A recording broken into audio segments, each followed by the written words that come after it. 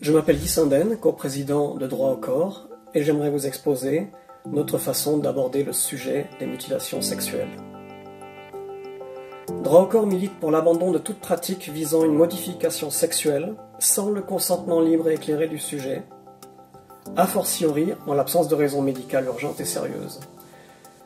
Droit au corps traite prioritairement la circoncision, qui est l'intervention la plus fréquente, mais demeure néanmoins absente des débats publics.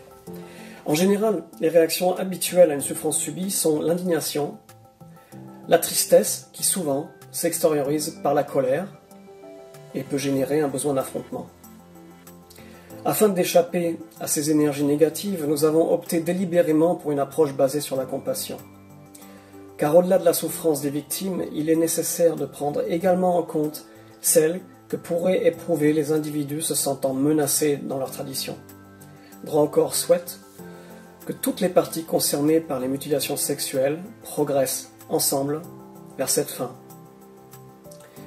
La seule façon de parvenir au respect du droit de disposer de son propre corps passe par un débat public sur les conditions nécessaires qui seules garantiront qu'un consentement soit bien libre et éclairé, c'est-à-dire sans aucune contrainte et avec l'information nécessaire sur l'acte et ses conséquences.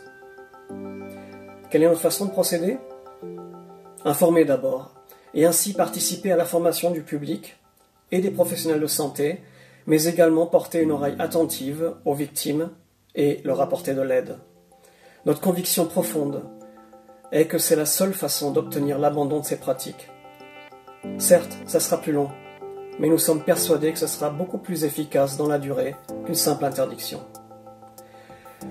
Droit au corps est attaché à une approche universaliste des mutilations sexuelles, car la communauté mondiale doit protéger tous ses enfants, qu'il s'agisse de filles, de garçons ou d'enfants intersexes. C'est pourquoi nous nous réjouissons de la création d'une alliance internationale des mouvements interactivistes en cette journée du 7 mai, qui marque d'ailleurs le 8e anniversaire du procès de Cologne.